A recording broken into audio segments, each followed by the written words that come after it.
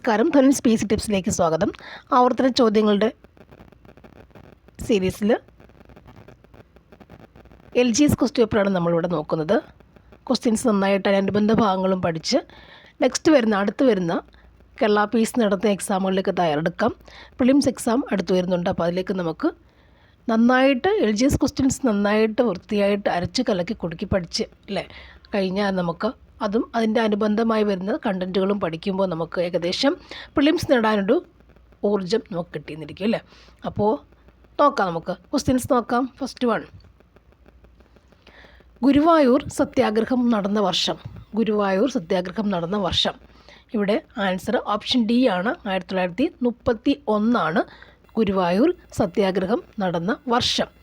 Date അതാണ്, November 1 കൂടിയാണ്. 1931 November 1 Guruvayur സത്യാഗ്രഹം ആരംഭിച്ച വർഷം. അങ്ങനെയും കൂടി പഠിക്കുക, അങ്ങനെയാണ് പഠിക്കേണ്ടത്. ഓക്കെ, ഗുരുവായൂർ സത്യാഗ്രഹം ആരംഭിച്ച വർഷം ഏതാണ്? 1931 നവംബർ 1 ആരംഭിച്ചത്. ഗുരുവായൂർ സത്യാഗ്രഹം ആരംഭിക്കുന്നത് 1931 നവംബർ 1. ഓക്കെ, 1931 നവംബർ 1 ഗുരുവായൂർ സത്യാഗ്രഹം ആരംഭിച്ചത്. എന്നാൽ സത്യാഗ്രഹം പിൻവലിക്കപ്പെട്ടു പിന്നീട്. എന്നാണത്? ഗാന്ധിജി ഇടപെട്ടിട്ടാണ് ഈ സത്യാഗ്രഹം ഈ ഗുരു സത്യാഗ്രഹം പിൻവലിക്കപ്പെട്ടത്. ഗാന്ധിജി ഇടപെട്ടിട്ടാണ് സത്യാഗ്രഹം പിൻവലിച്ചത്. അതായത് 32 ഒക്ടോബർ 2 32 ഒക്ടോബർ 2 സത്യാഗ്രഹം പിൻവലിക്കപ്പെട്ടത്. അതായത് ഗാന്ധിജി ഇടപെട്ട് കെ കേളപ്പൻ എന്ത് ചെയ്തു? നിരാഹാര സത്യാഗ്രഹം ആരംഭിച്ചു. അപ്പോൾ ഗാന്ധിജി ഇടപെട്ടെന്ന് പറഞ്ഞു ഇത് പിൻവലിക്കണമെന്ന് ആവശ്യപ്പെട്ടു. അങ്ങനെ ഗാന്ധിജി ഇടപെട്ടിട്ടാണ് നിരാഹാര സത്യാഗ്രഹം പിൻവലിക്കപ്പെട്ടത്. ഡേറ്റ് ഏതാണ്? 1932 ഒക്ടോബർ 2. അപ്പോൾ ഗുരുവായൂർ സത്യാഗ്രഹം ആരംഭിക്കുന്നത് എന്നാണ് ചോദ്യം. അങ്ങനെയാണ് ആരംഭിക്കുന്നത്. എങ്ങനെയാണ്? 1931 നവംബർ 1 അല്ലേ?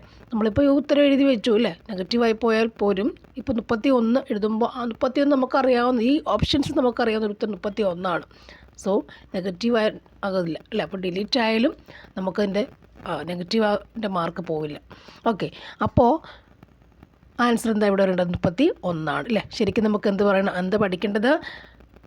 ഗുരുവായൂർ സത്യാഗ്രഹം ആരംഭിച്ചത് എന്നാണ് 1931 നവംബർ 1 അപ്പോൾ ഇത് നേതൃത്വം കൊടുത്തത് ആരാണ്? കെ കേളപ്പൻ ഗുരുവായൂർ സത്യാഗ്രഹത്തിന് നേതൃത്വം കൊടുത്തത് ആരാണ്? കെ കേളപ്പനാണ് ഗുരുവായൂരിന് നേതൃത്വം കൊടുത്തത്. ഓക്കെ, ആര് കൊടുത്തു? കെ കേളപ്പൻ. 1931 നവംബർ 1 ആരംഭിച്ച ഗുരുവായൂർ സത്യാഗ്രഹം 1931 നവംബർ 1 ആരംഭിച്ചു. കെ കേളപ്പനാണ് നേതൃത്വം കൊടുത്തത് അതിൻ്റെ വോളണ്ടിയർ ക്യാപ്റ്റൻ ആരായിരുന്നു? AKG ആയിരുന്നു. AKG ആണ് അതിൻ്റെ volunteer captain. AKG means AK Gopalan. AKG means AK ഗോപാലനാണ് അതിൻ്റെ വോളണ്ടിയർ ക്യാപ്റ്റനായി ഇരുന്നിട്ടുള്ളത് AKG ആണ് ഇരുന്നിട്ടുള്ളത്. ഓക്കെ, അടുത്ത ക്വസ്റ്റ്യനിലേക്ക് പോവാം. അത്രയും ഫാക്ട്സ് അവിടെ നിന്നുള്ളൂ. നെക്സ്റ്റ് വൺ, ഗാന്ധിജി ഇന്ത്യയിൽ നേതൃത്വപരമായ പങ്ക് വഹിച്ച ആദ്യത്തെ സമരം ഏതാണ്? ഗാന്ധിജി ഇന്ത്യയിൽ നേതൃത്വപരമായ പങ്ക് വഹിച്ച ആദ്യത്തെ സമരം ഏതാണ്? ഗാന്ധിജി ഇന്ത്യയിൽ നേതൃത്വപരമായ പങ്ക് വഹിച്ച ആദ്യത്തെ സമരം ഏതാണ്? അതിൻ്റെ ആൻസർ വരുന്നത് ചമ്പാരൻ സത്യാഗ്രഹമാണ്. ഓപ്ഷൻ എ ചമ്പാരനാണ് ആദ്യ സമരം ഏതാണ്? ചമ്പാരൻ സത്യാഗ്രഹം. അതിൻ്റെ വർഷം ഏതാണ്? ചമ്പാരൻ്റെ വർഷം ഏതാണ്? 1917 ചമ്പാരൻ്റെ വർഷം. 1917 ചമ്പാരൻ്റെ വർഷം എന്ന് പറയുന്നത്. 1917 ചമ്പാരൻ സത്യാഗ്രഹം തുടങ്ങുന്നത്. 1917 ഗാന്ധിജിയുടെ ഇന്ത്യയിലെ ആദ്യ സത്യാഗ്രഹമായ ചമ്പാരൻ സത്യാഗ്രഹം തുടങ്ങുന്നത്. 1917 17 ചമ്പാരൻ വരുന്നത്. ഇനി ഈ ചമ്പാരൻ എന്ന് പറഞ്ഞത് എവിടെയാണ്? ബീഹാറിലാണ് ചമ്പാരൻ സത്യാഗ്രഹം. ഓക്കെ, അതുപോലെ നീലം തോട്ടങ്ങളിൽ ജോലി ചെയ്തിരുന്ന കർഷകരെ ബ്രിട്ടീഷുകാർ ചൂഷണം ചെയ്യുന്നതിനെതിരെ നടന്ന പ്രക്ഷോഭമാണ് ചമ്പാരൻ. നീലം തോട്ടങ്ങളിലെ കർഷകർ. ഇപ്പോൾ നീലം കർഷകർക്ക് വേണ്ടിയുള്ള സമരം എന്തായിരുന്നു? ചമ്പാരൻ സത്യാഗ്രഹമായിരുന്നു. ഓക്കെ, ചമ്പാരൻ. അപ്പോൾ നോക്കണം, ഇനി ഒരു ക്വസ്റ്റ്യൻ വരുന്നത്, ഗാന്ധിജി ഇന്ത്യൻ രാഷ്ട്രീയത്തിൽ സജീവമാകാൻ കാരണം സത്യാഗ്രഹം ഏതാണ്? ചമ്പാരനാണ്. ഗാന്ധിജി ഇന്ത്യൻ രാഷ്ട്രീയത്തിൽ സജീവമാകാൻ കാരണം സത്യാഗ്രഹം ഏതാണ്? ചമ്പാരനാണ് കേട്ടോ. ഇനി നോക്കാം, ഇനി ഇവിടെ നമുക്ക് 2017 ഒരു ഇതിൻ്റെ 100ാം വാർഷികം ആഘോഷിച്ച സംഭവമാണ് ചമ്പാരൻ. 2017 100ാം വാർഷികം ആഘോഷിച്ച സത്യാഗ്രഹം ഏതാണ്? ചമ്പാരൻ സത്യാഗ്രഹമാണ്. ഇനി അടുത്ത് വരുന്നത് അഹമ്മദാബാദ് കോട്ടൺ മിൽ സമരമാണ്. അഹമ്മദാബാദ് കോട്ടൺ മിൽ സമരം അതെന്താണ്? 1918 അല്ലേ, 1918 അഹമ്മദാബാദ് കോട്ടൺ മിൽ സമരം. ഇതെന്ന് പറഞ്ഞാൽ ആദ്യത്തെ നിരാഹാര സമരമാണ്. ക്വസ്റ്റ്യൻസ് അങ്ങനെ വരാം. ഗാന്ധിയുടെ ആദ്യത്തെ നിരാഹാര സമരം, വ്യത്യാസമുണ്ട്. നിരാഹാര സമരം ഗാന്ധിജിയുടെ ആദ്യത്തെ നിരാഹാര സമരം ഏതാണ്? ഈ കോട്ടൺ മിൽ സമരമാണ്. നിരാഹാര സമരം ഏതാണ്? കോട്ടൺ മിൽ സമരമാണ്. അതായത് അഹമ്മദാബാദ് ഈ തുണിമിൽ സമരത്തിൻ്റെ കാരണം എന്താണ്? പ്ലേഗ് ബോണസ് നിർത്തലാക്കിയതാണ്. അതും ക്വസ്റ്റ്യൻസാണ്. പ്ലേഗ് ബോണസ് നിർത്തലാക്കിയതാണ് അഹമ്മദാബാദ് കോട്ടൺ മിൽ സമരം മുഖ്യ കാരണം. അത് ക്വസ്റ്റ്യൻ എപ്പോഴും വരാറുണ്ട്. പ്ലേഗ് ബോണസ് നിർത്തലാക്കിയാണ് കാരണം. ഓക്കെ, അപ്പോൾ ഇവിടെ അഹമ്മദാബാദിലെ മില്ലുടമകളും തൊഴിലാളികളും തമ്മിൽ നടന്ന സമരം ഏതാണ്? അഹമ്മദാബാദ് മിൽ സമരം അല്ലേ. അപ്പോൾ അങ്ങനെ വരുന്നതാണ് ഏത്? അഹമ്മദാബാദ്. ഓക്കെ, 1918 ആദ്യത്തെ നിരാഹാര സമരം. ഗാന്ധിജിയുടെ ആദ്യ നിരാഹാര സമരം ഏതാണ്? അഹമ്മദാബാദ് കോട്ടൺ മിൽ സമരമാണ്. പ്ലേഗ് ബോണസ് നിർത്തലാക്കിയതാണ്. ഇനി അടുത്ത ഒന്നാണ് ഖേദാ സമരം അല്ലേ. ഖേദാ സമരം അതെന്താണ്? വർഷം 18 തന്നെയാണ്. 1918 തന്നെയാണ് ഖേദാ സമരവും. 1918 തന്നെയാണ് ഖേദാ സമരം. അതായത് ഗുജറാത്തിലെ ഖേദാ ജില്ലയിൽ കർഷകർ നടത്തിയ പ്രക്ഷോഭമാണെന്ത്? ഖേദാ സമരം. ഗുജറാത്തിലെ ഖേദാ ജില്ലയിൽ കർഷകർ നടത്തിയ പ്രക്ഷോഭമാണെന്ത്? ഖേദാ സത്യാഗ്രഹം എന്ന് പറഞ്ഞാൽ. ഓക്കെ, ഇനി ഒരെണ്ണം കൂടി ഉള്ളത് ഇവിടെ നിസ്സഹകരണ സമരം അല്ലേ. നിസ്സഹകരണ സമരം ഏതാണ്? വർഷം 1920. നിസ്സഹകരണ സമരം 1920 വർഷം. അതെന്താണ്? നിസ്സഹകരണ പ്രസ്ഥാനം നേതൃത്വം കൊടുത്ത ആളാരാണ്? മഹാത്മാഗാന്ധിയാണ്. നിസ്സഹകരണ പ്രസ്ഥാനം നേതൃത്വം കൊടുത്ത ആളാരാണ്? മഹാത്മാഗാന്ധിയാണ് കേട്ടോ. അപ്പം ഇത്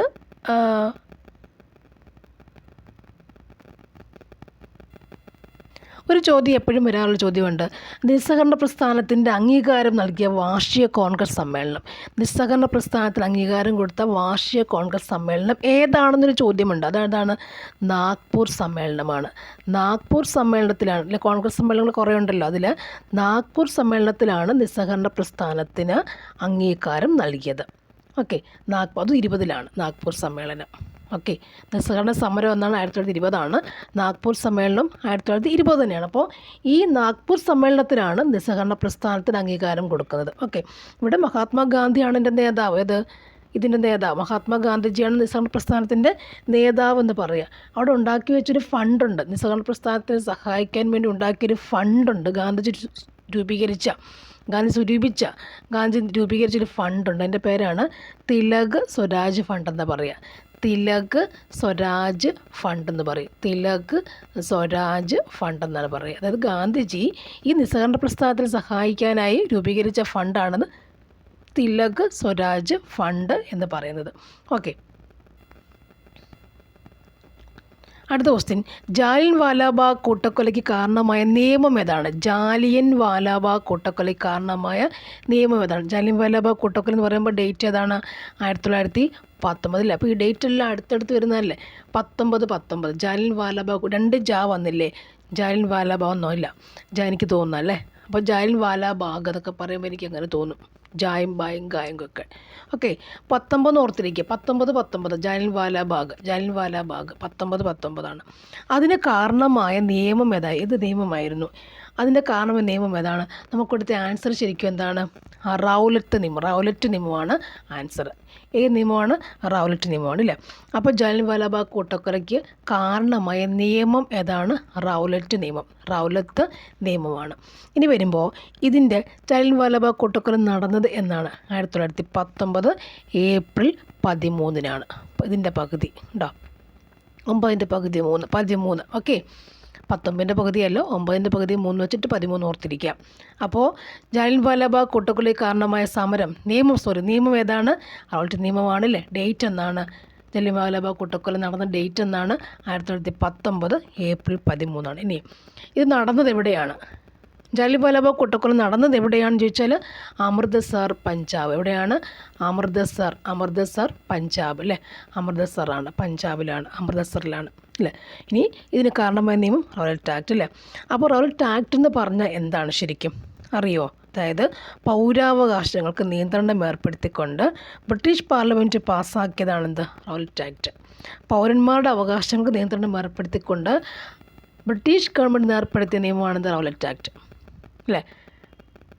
പൗരന്മാരുടെ ആവശ്യങ്ങൾക്ക് അല്ലേ, പൗരന്മാരുടെ അവകാശങ്ങൾക്ക് സ്വാതന്ത്ര്യം കൊടുത്തില്ല, നിയന്ത്രണം ഏർപ്പെടുത്തിക്കൊണ്ട് പൗരാവകാശങ്ങൾക്ക് നിയന്ത്രണം ഏർപ്പെടുത്തിക്കൊണ്ട് ബ്രിട്ടീഷ് ഗവൺമെൻറ് 1919 ഉണ്ടാക്കിയ നിയമം അല്ലേ, അവർ പാസ്സാക്കിയതാണ്. ബ്രിട്ടീഷ് പാർലമെൻറ്റ് പാസ്സാക്കിയതാണെന്ത്? Rowlatt Act. അതെന്തിന് കാരണമായി? ജാലിയൻ വാലാബാഗ് കൂട്ടക്കൊലയ്ക്ക് കാരണമായി. അപ്പോൾ രണ്ടിൻ്റെ ഈ വർഷം അതാണ് 1919 അല്ലേ. ജാലിയൻ വാലാബാഗ് കൂട്ടക്കൊല നടന്ന വർഷം 1919 ഏപ്രിൽ 13. ഓക്കെ. അപ്പോൾ അതിന് കാരണം നിയമം എന്താണ്? റൗലറ്റ് നിയമമാണ്. റൗലറ്റ് നിയമം എന്താണ്? പൗരാവകാശങ്ങൾക്ക് നിയന്ത്രണം ഏർപ്പെടുത്തിക്കൊണ്ട് ബ്രിട്ടീഷ് ഗവൺമെൻറ് പാസ്സാക്കിയതാണെന്ത്? റൗലറ്റ് ആക്ട് എന്ന സംഭവം. ഓക്കെ. അപ്പോൾ അവിടെ ഗാന്ധിജി പറഞ്ഞ കുറേ ക്രോളിംഗ് ഓർഡർ എന്നൊക്കെ ജാലിയൻ വാലാബാഗിനെ കുറിച്ച് പറയുന്നുണ്ട്. ക്രോളിംഗ് ഓർഡർ എന്ന് പറയാറുണ്ട്. പ്ലാസി ഇംഗ്ലീഷ് അല്ലേ, ഒരു ചോദ്യം വന്നിട്ടുള്ളതാണ്. പ്ലാസി ബ്രിട്ടീഷ് സാമ്രാജ്യത്തിൽ അടിത്തറയിട്ടു, അമൃത്സർ തന്നെ ഇളക്കിയിട്ടു എന്ന് ജാലിയൻ വാലാബാഗിനെ കുറിച്ച് ഗാന്ധിജി പറയുന്നുണ്ട്. ഗാന്ധിജി 2 കാര്യം പറയുന്നുണ്ട്. ക്രോളിംഗ് ഓർഡർ എന്ന് പറയുന്ന സംഭവം അത് തന്നെയാണ്. ജാലിയൻ വാലാബാഗിനെ കുറിച്ച് ഗാന്ധിജി പറയുന്നുണ്ട്, ക്രോളിംഗ് ഓർഡർ എന്ന് പറയുന്നുണ്ട്. അപ്പോൾ 2 കാര്യങ്ങളുണ്ട് അതിനകത്ത്. ഓക്കെ.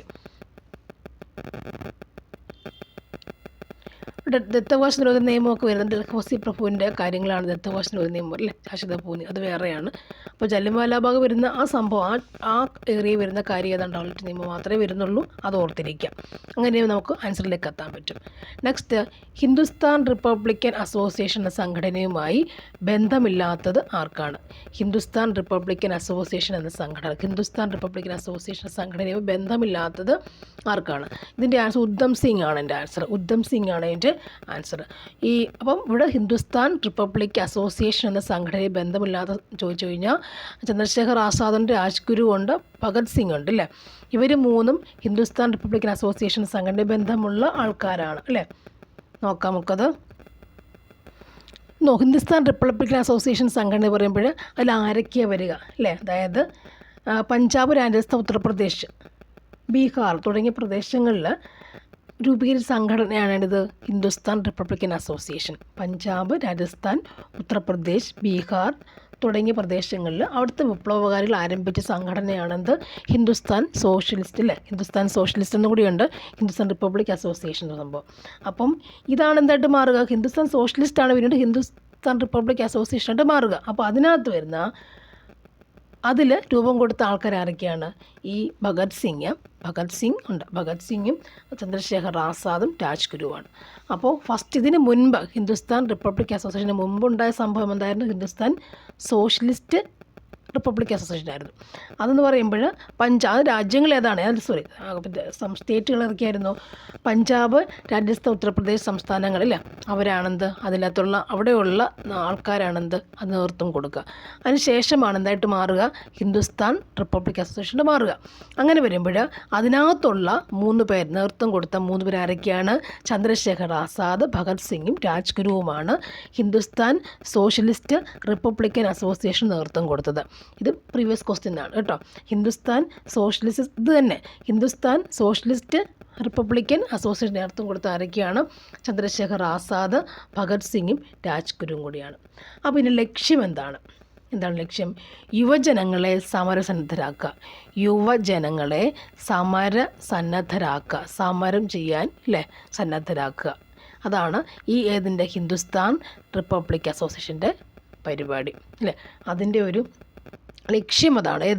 യുവജനങ്ങളെ സമരം ചെയ്യാൻ, യുവജനങ്ങൾ എന്നൊക്കെ സമരം ചെയ്ത് തുടങ്ങുന്നല്ലേ ഉള്ളൂ. അപ്പം യുവജനങ്ങളെ എന്ത് ചെയ്യണം? യുവജനങ്ങളെ സമരം ചെയ്യാൻ സന്നദ്ധരാക്കുന്നതാണ് ഏതിൻ്റെ ഹിന്ദുസ്ഥാൻ റിപ്പബ്ലിക്കൻ അസോസിയേഷൻ്റെ ലക്ഷ്യം.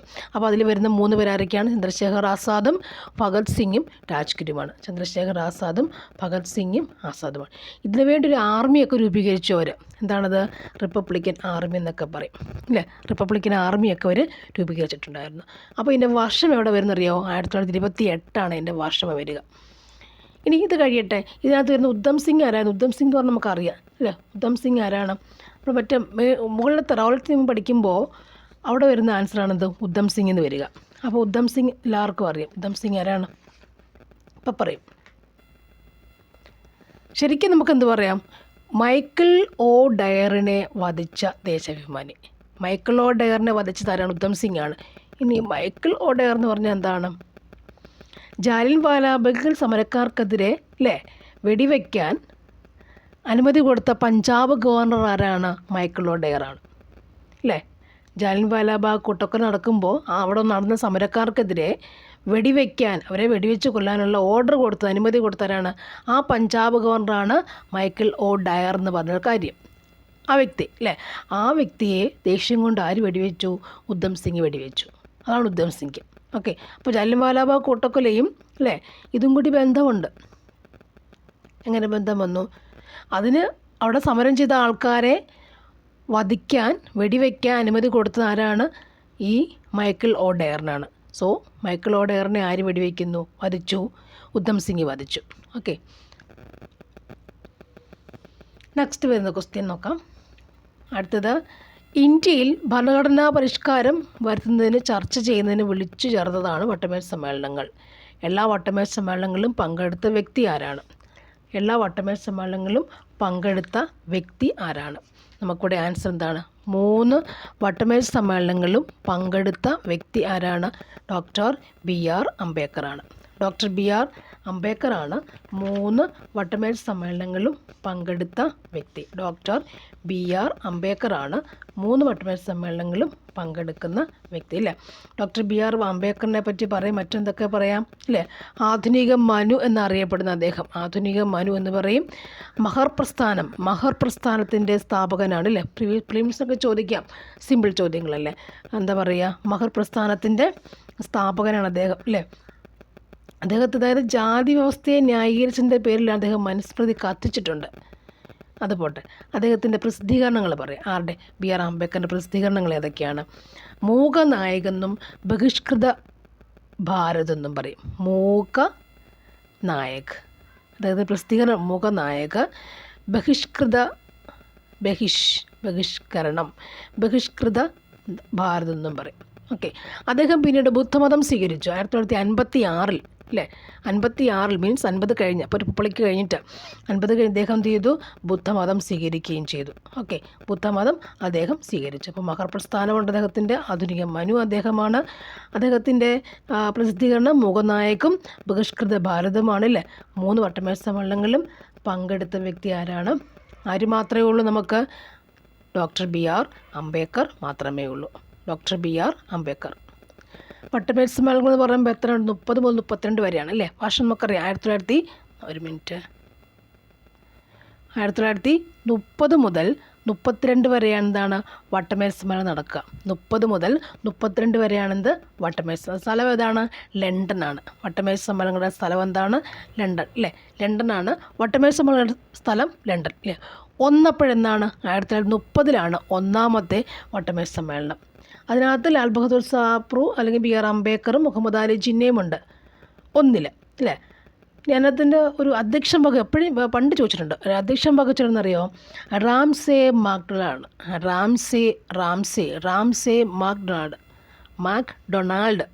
റാംസേ മാക്ഡൊണാൾഡാണ് ഒന്നാം വട്ടമേശ സമ്മേളനത്തിൻ്റെ അധ്യക്ഷനായി വരുന്നത്. ദെൻ സെക്കൻഡ് വൺ ആരാണ്?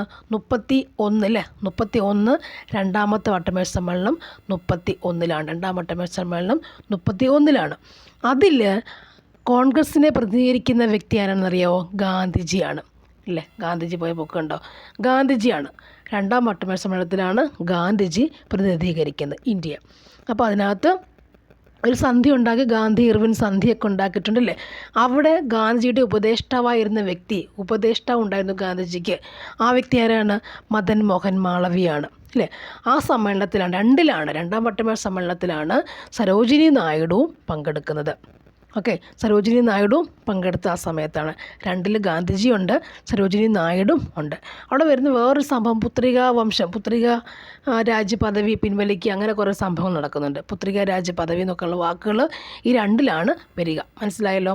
1 30 അല്ലേ, അവിടെ റാംസെ മാക്ടനാണ് അധ്യക്ഷൻ വരിക. പിന്നെ അവിടെ വന്ന് നിൽക്കുന്നത് സ്വപ്രു, അംബേദ്കറും മുഹമ്മദ് അലി ജിന്നയാണ് വരിക. 2 വരുന്നത് ഗാന്ധിജിയാണ്, നമ്മുടെ ഇന്ത്യക്ക് വേണ്ടി പോയത്. സരോജിനി നായിഡു ആ സമയത്തുണ്ടായിരുന്നു. അവിടെ വന്നേക്കുന്നത് പുത്രിക രാജ്യ പദവി നൽകണം എന്നുള്ള സംഭവങ്ങളുമായിട്ടൊക്കെ വന്നു. ഓക്കെ, ഇനി അടുത്ത 32 മൂന്നാമത്തെ ഒട്ടമേശ സമ്മേളനം നടക്കുക അല്ലേ. അവിടെ അങ്ങനെയാണ് ഗവൺമെൻറ് ഓഫ് ഇന്ത്യ ആക്ട് പാസ്സാക്കാനതിന് കാരണമാകുന്നുണ്ട്. 3-ാം ഒട്ടമേശ സമ്മേളനത്തിൽ government of India act, okay, government of India act പാസ്സാക്കാൻ കാരണമായത് ഈ 3-ാം ഒട്ടമേശ സമ്മേളനമാണ്. ഗവൺമെൻറ് ഓഫ് ഇന്ത്യ ആക്ട് പാസ്സാക്കാൻ സമ്മേളനം. ഓക്കെ,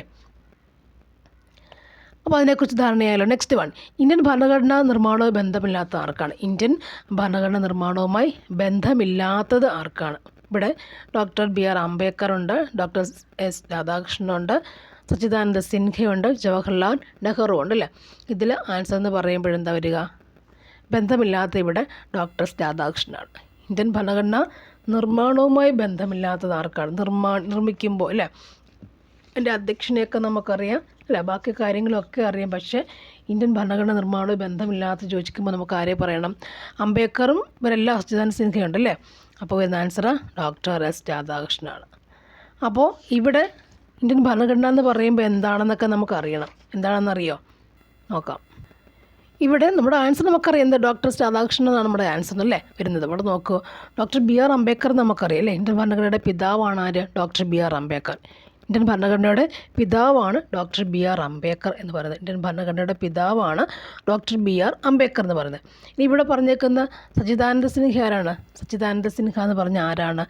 ഭരണഘടനാ നിർമ്മാണ സഭയുടെ പ്രഥമ സമ്മേളനത്തിൻ്റെ അധ്യക്ഷൻ. ഭരണഘടനാ നിർമ്മാണ സഭയുടെ പ്രഥമ സമ്മേളനത്തിൻ്റെ അധ്യക്ഷൻ ആരാണ്? ഡോക്ടർ സച്ചിദാനന്ദ സിൻഹയാണ്.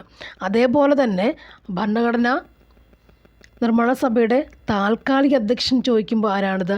ഡോക്ടർ സച്ചിദാനന്ദ സിൻഹയാണ്. ഭരണഘടനാ നിർമ്മാണ സഭയുടെ താൽക്കാലിക അധ്യക്ഷൻ ചോദ്യം എപ്പോഴുള്ളതാണ്. ഭരണഘടനാ നിർമ്മാണ സഭയുടെ താൽക്കാലിക അധ്യക്ഷൻ ആരാണ്? Doctor Sachchidananda Sinha. Date 46 December 9. Okay, അപ്പം BR അംബേദ്കർ എന്ന് പറയുന്നത് ഭരണഘടനയുടെ പിതാവാണ് അല്ലേ. എപ്പോഴും പിതാവാണ് അദ്ദേഹം, ഭരണഘടനയുടെ പിതാവാണ് അദ്ദേഹം. പിന്നീട് സച്ചിദാനന്ദ സിൻഹയുടെയാണ് ചോദ്യം വരിക. എന്താ ചോദ്യം വരുന്നത് നമുക്ക്? നിർമ്മാണ സഭയുടെ താൽക്കാലിക അധ്യക്ഷൻ ആരാണ്? ഡോക്ടർ സച്ചിദാനന്ദ സിൻഹ അല്ലേ. അവിടുത്തെ മുഖ്യ ഉപദേശകൻ ആരായിരുന്നു? മുഖ്യ ഉപദേശകൻ എന്ന് പറയുമ്പോൾ ആരാണ്? മുഖ്യ ഉപദേശകൻ എന്ന് പറയുന്നത് ആരാണ്? BN റാവു ആണ്. മുഖ്യ ഉപദേശകൻ BN റാവു ആണ്. മുഖ്യ ഉപദേശകൻ ആരാണ്? BN റാവു ആണ് മുഖ്യ ഉപദേശകൻ എന്ന് പറയുന്നത് അല്ലേ. അപ്പോൾ ഇവിടെ ജവഹർലാൽ നെഹ്റു നമുക്കറിയാം എന്താണ്, അതിൻ്റെ ആമുഖമൊക്കെ എഴുതിയ ആളാണല്ലേ. എന്തിൻ്റെ ആമുഖമാണ്? എന്തിൻ്റെ ആമുഖം? ഇന്ത്യൻ ഭരണഘടനയുടെ ആമുഖത്തിൻ്റെ ശില്പിയാരാണ്? ജവഹർലാൽ നെഹ്റു ആണ് അല്ലേ. ആമുഖത്തിൻ്റെ ശില്പിയാരാണ്? ജവഹർലാൽ നെഹ്റു ആണ്. ഓക്കെ, അത്രയും ഒന്ന് ഓർത്തിരിക്കുക. ഇനി താഴെ കൊടുത്തിരിക്കുന്നവയിൽ മൗലിക അവകാശങ്ങളിൽ പെടുന്നവ ഏതല്ല? മൗലിക അവകാശങ്ങളിൽ പെടുന്നവ ഏതല്ല? ഇവിടെ നമ്മുടെ ആൻസർ ശരിക്കും എന്താണ് അല്ലേ? നമ്മുടെ പ്രോഷനുസരിച്ച് ആൻസർ വരുന്നത് ഓപ്ഷൻ D 1, 3, 4, 6 എന്താണ് മൗലിക അവകാശങ്ങളിൽ പെടും. നമ്മുടെ ആൻസർ ഓപ്ഷൻ D ആണ്. 1, 3, 4, 6 മൗലിക എന്ന് വെച്ചാൽ സമത്വത്തിനുള്ള അവകാശം. പിന്നെ വരുന്ന 1 അത്. മൂന്നാമത്തേത് പറയുമ്പോൾ ഇഷ്ടപ്പെട്ട മതം വിശ്വസിക്കാനുള്ള അവകാശം. 4 ഭരണഘടനാ പരിഹാരം. 6 എന്ന് പറയുന്നത് സൗജന്യ നിർബന്ധിതമായ അവകാശം. ഇത് ഇത്രയുമാണ്. 1, 3, 4, 6 വരില്ലേ. സമത്വത്തിനുള്ളതും ഇഷ്ടപ്പെട്ട മതത്തിൽ വിശ്വസിക്കാനുള്ള അവകാശവും ഭരണഘടനാപരമായ പരിഹാരത്തിനുള്ള അവകാശം സൗജന്യ നിർബന്ധിതമായ അവകാശമൊക്കെ എന്താണ്? മൗലിക അവകാശങ്ങളിൽ പെടുന്നത് അല്ലേ. മൗലിക അവകാശങ്ങളിൽ പെടുന്നത് ആ കാര്യങ്ങളാണ്. മൗലിക അവകാശം എന്ന് പറയുമ്പോൾ അത് എത്രാമത്തെ വരിക? മൗലിക അവകാശം എന്ന് പറയുമ്പോൾ എന്താണത്? ആർട്ടിക്കിൾ 12-35 അല്ലേ. ആർട്ടിക്കിൾ 12-35 മൗലിക അവകാശങ്ങൾ വരിക അല്ലേ. അതായത് ഭരണഘടനയുടെ മൂന്നാം ഭാഗം അല്ലേ, മൂന്നാം ഭാഗമാണെന്ത് മൗലിക അവകാശങ്ങൾ വരിക. മൂന്നാം ഭാഗമാണ് മൗലിക അവകാശങ്ങൾ വരിക. അതിൽ അത്ര ആർട്ടിക്കിൾ വരുന്നുണ്ട്, 12-35 അതിനകത്ത് ആർട്ടിക്കിൾ വരിക. ഇനി ഇത് കടമെടുത്ത് എവിടെ നിന്നാണ്? നമ്മളെല്ലാം കടമെടുത്തേക്കും അല്ലേ. കടമെടുത്തേക്കുന്ന എവിടെ നിന്നാണ്? അമേരിക്കൻ ഭരണഘടനയിൽ നിന്നാണ് അല്ലേ. അതായത് കുറേ അധ്യായത്തിന് വെച്ചിട്ടാണ് കടമെടുത്തേക്കുന്നത്. അതായത് അമേരിക്കൻ ഭരണഘടനയിൽ നിന്നാണ് എന്നുള്ളത് കടമെടുത്തേക്കുക. മൗലിക അവകാശങ്ങൾ അമേരിക്കൻ ഭരണഘടന, പ്രീവിയസ് ക്വസ്റ്റ്യൻസാണ് കേട്ടോ, അമേരിക്കൻ ക്വസ്റ്റ്യൻ ചോദിച്ചിട്ടുള്ളതാണ്. അമേരിക്കൻ ഭരണഘടന കടമെടുത്താണ് മൗലിക അവകാശങ്ങൾ. അതുപോലെ തന്നെ ഇന്ത്യയുടെ മാഗ്ന കാർട്ട, ഇന്ത്യയുടെ മാഗ്ന കാർട്ട എന്ന് പറയുന്നത് എന്ത് മൗലിക അവകാശം. ഇന്ത്യയുടെ മാഗ്ന കാർട്ട എന്ന് പറയുന്നത് മൗലിക അവകാശങ്ങളാണ്. മൗലിക അവകാശങ്ങൾ ശില്പി ആരാണ്? അതിൻ്റേത് സർദാർ വല്ലഭായ് പട്ടേലാണ്. സർദാർ വല്ലഭായ് പട്ടേലാണ് മൗലിക അവകാശങ്ങളുടെ ശില്പി അല്ലേ. മൗലിക അവകാശങ്ങൾ മൂന്നാം ഭാഗമാണ്. അതുപോലെ 12-35 ആർട്ടിക്കിൾ അതിനകത്തുണ്ടല്ലേ, അത്ര നമ്പറുണ്ട്. സർദാർ വല്ലഭായ് പട്ടേലാണ് മൗലിക അവകാശങ്ങളുടെ ശില്പി എന്ന് പറയാം. ഇനി ഒരു ക്വസ്റ്റ്യൻ കൂടി, അതായത് മൗലിക അവകാശങ്ങളുടെ സംരക്ഷകൻ ആരാണ്? ശില്പി പട്ടേലാണ്. സംരക്ഷകൻ ആരാണ്? കോടതിയാണ്. സുപ്രീം കോടതിയും ഹൈക്കോടതിയുമാണ് മൗലികാവകാശങ്ങളുടെ സംരക്ഷകൻ. അപ്പോൾ എത്ര മൗലിക അവകാശങ്ങൾ ഇല്ലേ ഉണ്ട് നമുക്കിപ്പോഴേ? നിലവിലിപ്പോൾ 6 ഉള്ളൂ അല്ലേ, 6 ഉള്ളൂ. ഒന്നും കളഞ്ഞു. ഒന്നെന്താണ്? സ്വത്തവകാശം എന്നുള്ള സംഭവം അല്ലേ, അത് മാറി. അപ്പോൾ നിയമാവകാശമാക്കി അല്ലേ സ്വത്തവകാശം. ഇപ്പോൾ മൗലികാവകാശ സ്വത്തവകാശം എന്ന് പറഞ്ഞാൽ എന്താണ്? സ്വത്തവകാശം കൂടി ഉണ്ടായിരുന്നു, അപ്പോൾ 7 അതിനെ എടുത്ത് കളഞ്ഞു. 44-ാം ഭേദഗതി വഴി അത് എടുത്ത് കളഞ്ഞു. 44-ാം ഭേദഗതി വഴി സ്വത്തവകാശം അങ്ങ് എടുത്ത് കളഞ്ഞു അല്ലേ. അതായത് ആ സമയത്ത് പ്രധാനമന്ത്രി മൊറാർജി ദേശായി ആയിരുന്നു ആ സമയത്ത് പ്രധാനമന്ത്രി ആയിരുന്നത്. അപ്പം 300A ആണിത് കേട്ടോ. 300A സ്വത്തവകാശത്തെക്കുറിച്ച് പറയുന്നത് 300Aയിലായിരുന്നു. അപ്പോൾ ഇതിനെ എടുത്തും കളഞ്ഞു. ഓക്കെ. അപ്പം ഇനി എത്ര മൗലിക അവകാശങ്ങൾ? 6 ഏതൊക്കെയുണ്ട്? ഒന്ന് വെറുതെ പറയാം ഏതൊക്കെയുണ്ട്. ഒന്ന് ഇപ്പോൾ നമുക്ക് 4 ഉള്ളൂ. ഒന്ന് ബാക്കി ഏതൊക്കെ പറയാം? സമത്വത്തിനുള്ള അവകാശം 1 അല്ലേ, അത് 14/18. സ്വാതന്ത്ര്യത്തിനുള്ള അവകാശമുണ്ട്. ചൂഷണത്തിനെതിരായ അവകാശമുണ്ട്. മതസ്വാതന്ത്ര്യത്തിനുള്ള അവകാശം അത് ചോദിക്കുന്നത് 25-28 25-28 മതസ്വാതന്ത്ര്യം. 25-28 25-28 ഓർത്തിരുന്നാൽ 25-28 മതസ്വാതന്ത്ര്യത്തിൽ ഇഷ്ടപ്പെട്ട മാത്രം വിശ്വസിക്കാനുള്ള സ്വാതന്ത്ര്യമാണെന്ത് 25-28 എന്ന് പറയുന്നത്. അടുത്തത് സാംസ്കാരികവും വിദ്യാഭ്യാസപരമായ അവകാശമുണ്ട് അല്ലേ. ഇവിടെ സൗജന്യ നിർബന്ധ വിദ്യാഭ്യാസം, സാംസ്കാരിക വിദ്യാഭ്യാസപരമായ അവകാശമുണ്ട്. അതുപോലെ ഭരണഘടനാപരമായ പ്രതിവിധിക്കുള്ള അവകാശം, അതായത് പ്രതിവിധിക്കുള്ള അവകാശം, അതാണ് 32. അതും ചോദിച്ചിട്ടുള്ള 32 ഭരണഘടനാപരമായ പ്രതിവിധിക്കുള്ള അവകാശമാണെന്ത് 32 എന്ന് പറഞ്ഞത്. അപ്പോൾ ഒരു 6 സമത്വത്തിനുണ്ട്, സ്വാതന്ത്ര്യം നമുക്ക് വേണം, ചൂഷണത്തിനെതിരായ അവകാശമുണ്ട്, മതസ്വാതന്ത്ര്യത്തിനുള്ള അവകാശമുണ്ട്, സാംസ്കാരികവും വിദ്യാഭ്യാസപരമായ അവകാശമുണ്ട്, ഭരണഘടന പ്രതിവിധിക്കുള്ള അവകാശം. പ്രതിവിധിക്കുള്ള അവകാശത്തിൻ്റെ നമ്പർ ഏതാണ്? 32. അതെപ്പോഴും ചോദിക്കും 32. ഇപ്പോൾ മതത്തിൻ്റെ കാര്യം പറഞ്ഞാൽ പലപ്പോഴും ഓർത്തിരിക്കേണ്ടത് എന്താ?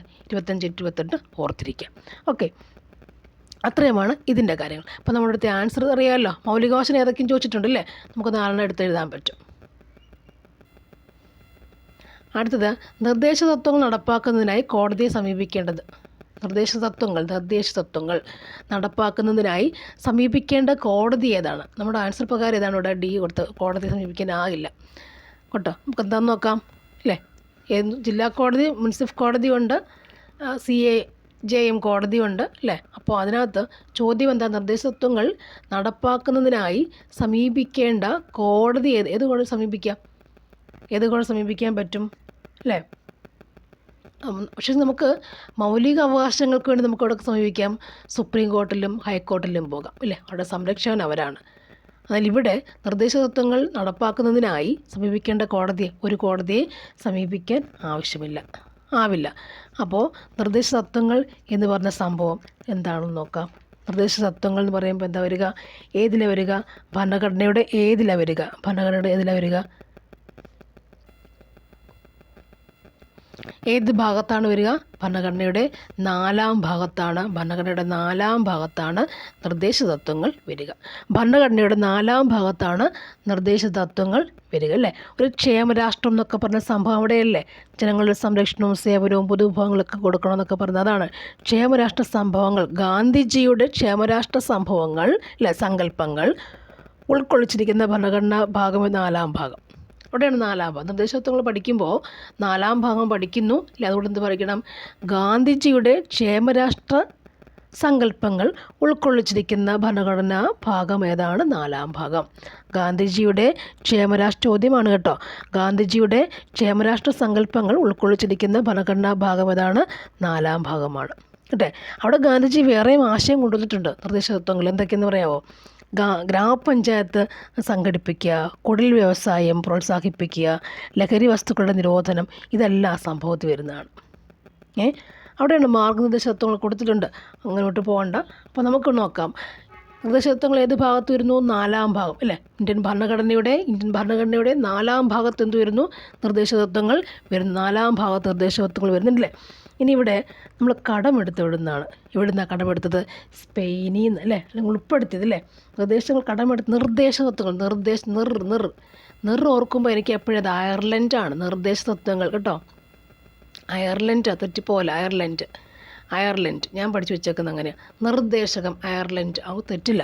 നിർദ്ദേശ തത്വങ്ങൾ എവിടെ നിന്നാണ്? അയർലൻഡിൽ നിന്നാണ് നമ്മൾ കടമെടുത്തിട്ടുള്ളത് കേട്ടോ.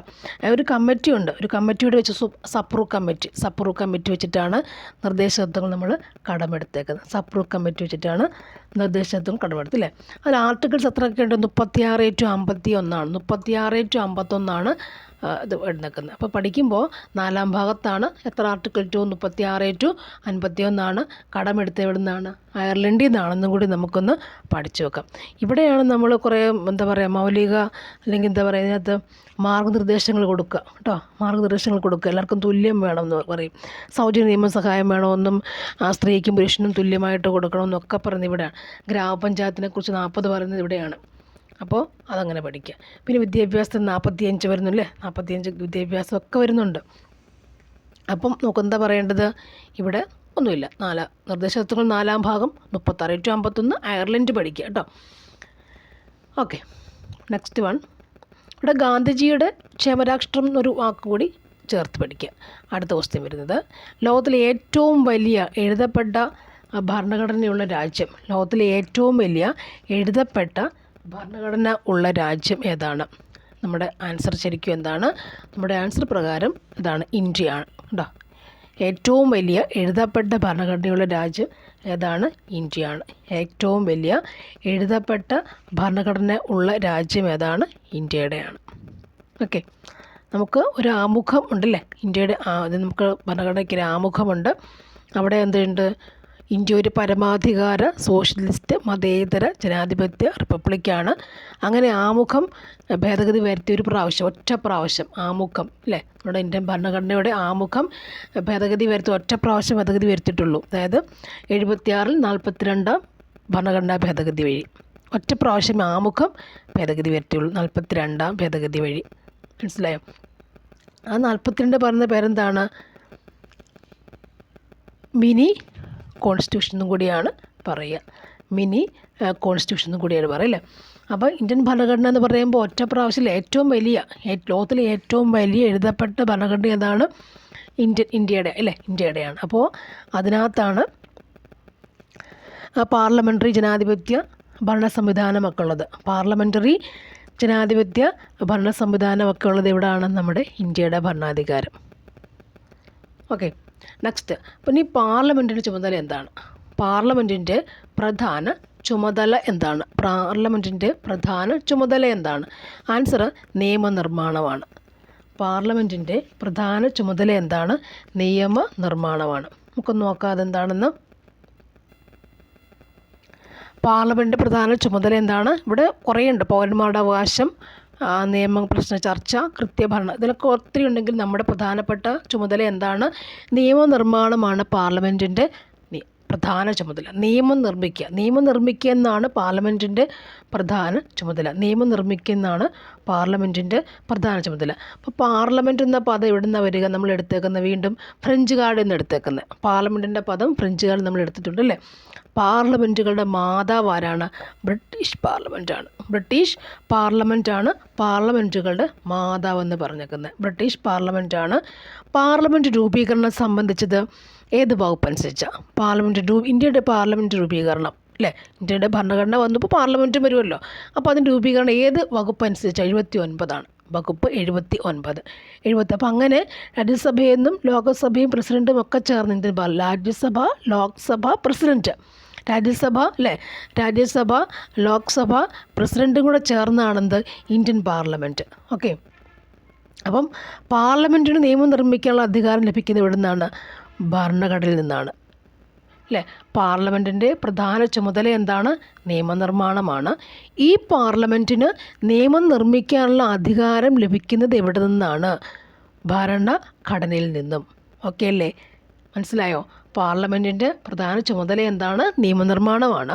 ഈ പാർലമെൻറ്റിന് നിയമം നിർമ്മിക്കാനുള്ള അധികാരം ലഭിക്കുന്ന എവിടെ നിന്നാണ്? നമ്മുടെ ഇന്ത്യൻ ഭരണഘടനയിൽ നിന്നുമാണ്. ഓക്കെ, അങ്ങനെ വരുമ്പോൾ നമ്മുടെ സമ്മേളനങ്ങളൊക്കെ വിളിച്ചു കൂട്ടുന്ന ആരാണ്? പ്രസിഡൻ്റാണ് അല്ലേ. വിളിച്ചു കൂട്ടുന്ന ആരാണ്? പ്രസിഡൻ്റാണ്. ഓക്കെ അല്ലേ.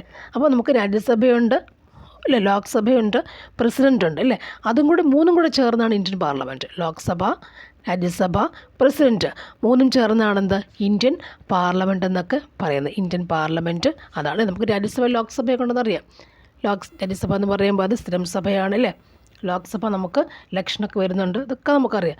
അപ്പോൾ ഇതിനകത്ത് പാർലമെൻറ്റ് എന്നാണ് 79ാമത്തെ അല്ലേ, 79ാം വകുപ്പ് അനുസരിച്ച് നമുക്ക് പാർലമെൻറ്റ് രൂപീകരണം സാധ്യമായി ഭരണഘടനയിൽ. അപ്പോൾ പാർലമെൻറ്റ് സമ്മേളനം വിളിച്ചു കൂട്ടുന്ന ആരാണ്? പ്രസിഡൻ്റാണ്. ഓക്കെ, അത്രയും മതി. പാർലമെൻറ്റ് മന്ദിരത്തിൻ്റെ പേരെന്താണ്? സൻസദ് ഭവൻ. ഓക്കെ, നമുക്ക് നോക്കാം. നെക്സ്റ്റ് വൺ, താഴെ തന്നിരിക്കുന്നവയിൽ ശ്രീനാരായണ ഗുരുവുമായി ബന്ധമില്ലാത്ത കാര്യം ഏതാണ്? ശ്രീനാരായണ ഗുരുവുമായി ബന്ധമില്ലാത്ത കാര്യം ഏതാണ്? ആൻസർ നമുക്ക് ഏതാണ്? ആലുവ മണപ്പുറത്ത് ശിവലിംഗ പ്രതിഷ്ഠ നടത്തി. ഓപ്ഷൻ എ ആണ് ആൻസർ. നെക്സ്റ്റ്, ഇൻ്റർനാഷണൽ ആർമിയുടെ വനിതാ വിഭാഗം നേതാവായ മലയാളി. ഇൻ്റർനാഷണൽ ആർമിയുടെ വനിതാ വിഭാഗം നേതാവായ മലയാളി ആരായിരുന്നു? മലയാളി നേതാവ് ഏതാണ്? ആൻസർ എന്താ വരിക? ക്യാപ്റ്റൻ ലക്ഷ്മിയാണ്. ക്യാപ്റ്റൻ ലക്ഷ്മിയാണ് ഇൻ്റർനാഷണൽ ആർമിയുടെ വനിതാ വിഭാഗം നേതാവായ മലയാളി ആരാണ്? ക്യാപ്റ്റൻ ലക്ഷ്മിയാണ്. ഇൻ്റർനാഷണൽ ആർമിയുടെ വനിതാ വിഭാഗം നേതാവായ മലയാളി ആരാണ്? ക്യാപ്റ്റൻ ലക്ഷ്മി. അതൊന്ന് ഓർത്തിരിക്കണം. ക്യാപ്റ്റൻ ലക്ഷ്മിയെക്കുറിച്ച് ഓർത്തിരിക്കുക. ഇതിൽ അക്കമ്മ ചെറിയാനുണ്ട് അല്ലേ, കുട്ടിമാളുവമ്മ, ആനിയും മഹിളാ സമ്മേളനത്തിൽ പങ്കെടുത്ത ആൾക്കാരാണ് അല്ലേ. അതായത് കേരളത്തിൻ്റെ ആദ്യത്തെ മഹിളാ സമ്മേളനത്തിൽ പങ്കെടുക്കുന്ന ആൾക്കാർ പെണ്ണുങ്ങളില്ല 3 പേര് അവരാണ്. അക്കമ്മ ചെറിയാനും കുട്ടിമാളുവമ്മയും അനീമസ്ക്രീനും എന്താണ്? മഹിളാ സമ്മേളനത്തിൽ പങ്കെടുക്കുന്നവരാണെന്ത്? ഇവർ ആര്? ഇതിനകത്ത് ആരാണ്? അക്കമ്മ ചെറിയാൻ, കുട്ടിമാളുവമ്മ, ആനിമസ്ക്രീൻ എന്നിവ എന്താണ്? നമ്മുടെ മഹിളാ സമ്മേളനത്തിൽ പങ്കെടുത്ത ആൾക്കാരാണ്. ഇൻ്റർനാഷണൽ ആർമി എന്ന് പറയുമ്പോൾ അതിൽ അല്ലേ ഝാൻസി റാണി റെജിമെൻറ്റ് നേതൃത്വം കൊടുക്കുന്ന ക്യാപ്റ്റൻ ലക്ഷ്മിയാണ്. അതായത് INAയ്ക്ക് നേതാജി രൂപം നൽകിയ വനിതാ വിഭാഗമാണെന്ത്? ഝാൻസി റാണി ലക്ഷ്മി അല്ലേ. അത് റെജിമെൻ്റ് എന്ന് പറഞ്ഞാൽ അതിനകത്ത് വരുന്ന ആളായ മലയാളി വനിത ആരാണ്? ക്യാപ്റ്റൻ ലക്ഷ്മിയാണ്. അപ്പം സുഭാഷ് ചന്ദ്രബോസിൻ്റെയൊക്കെ വരുന്ന സംഭവമാണ് ഇവിടെ വന്നേക്കുന്നില്ലേ. INA എന്ന് പറയുന്നത് ഇൻ്റർനാഷണൽ ആർമി. INAയിൽ നേതാജി സുഭാഷ് ചന്ദ്രബോസ് രൂപം നൽകിയ വനിതാ സേന വിഭാഗമാണിത് ഝാൻസി റാണി റെജിമെൻ്റ് എന്ന് പറയുക. ആ ഝാൻസി റാണി റെജിമെൻറ്റിൽ അതായത് INAയിൽ നേതൃത്വം കൊടുക്കുന്ന മലയാളി വനിത ആരാണ്? ക്യാപ്റ്റൻ ലക്ഷ്മിയാണ്. അതാണ് എൻ്റെ കണ്ടീഷൻ വരുന്നത്. ഓക്കെ, അപ്പോൾ ഇതിനകത്ത് നമ്മൾ ഇൻ്റർനാഷണൽ പഠിക്കുമ്പോൾ അവിടെ നേതാജി സുഭാഷ് ചന്ദ്രബോസിനെ കൂടി ഓർക്കുക. അപ്പോൾ അത് കഴിഞ്ഞ് ആര് വരിക? ക്യാപ്റ്റൻ ലക്ഷ്മി വരിക അല്ലേ. ഈ ബാക്കി 3 പേര് മഹിളാ വിഭാഗം കേരളത്തിലെ നമ്മുടെ വലിയ നേതാക്കളായിരുന്നു അല്ലേ. മഹിളാ സമ്മേളനത്തിലെ ആൾക്കാരാണ് ക്യാപ്റ്റൻ ലക്ഷ്മി. ഇതുവരെ കുട്ടിമാളും അനീമസ്കിനും അക്കമ്മ ചെറിയൻ. സോ ഇവിടെ ഞാൻ ഇത് വേണ്ടി നെക്സ്റ്റ് ക്ലാസ്സിലേക്ക് നമുക്ക് അടുത്ത ബാക്കി എടുക്കാം. കുറച്ചാകുമ്പോൾ നമുക്ക് പഠിക്കാൻ എളുപ്പമുണ്ട്. Okay, thank you. അടുത്ത വീഡിയോ തീർച്ചയായിട്ടും കാണും. ഓക്കെ.